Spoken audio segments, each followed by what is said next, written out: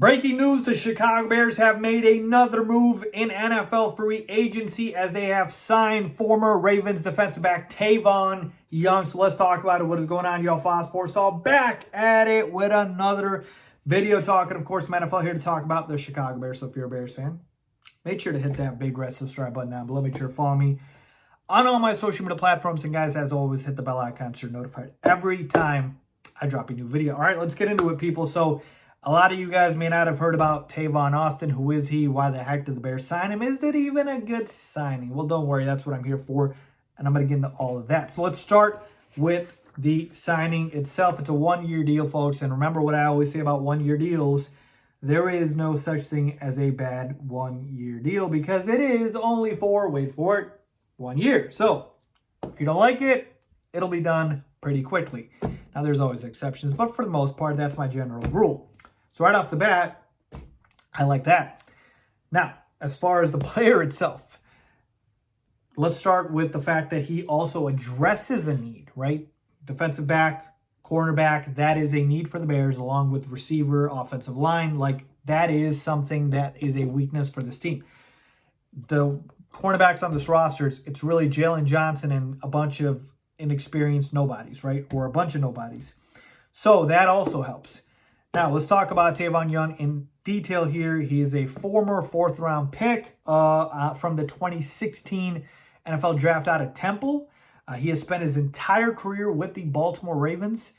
So, again, you do like to see the fact that he's been with a good organization, but here comes the bad. He was released by them this past season. So you might be thinking, Faiz, why was he released? Is he not good anymore? Well, he is solid when he's healthy. The problem is he's never healthy.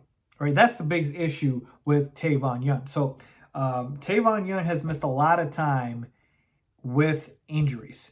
But more importantly than that, let's talk about the fact that he's only 5'9", 185 pounds, but that makes sense because he's a slot cornerback. So for that position, yes, he is absolutely solid.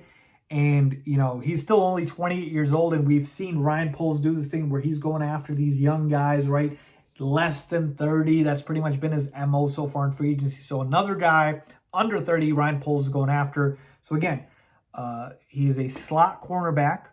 He's solid at that position. He's a good tackler for his size.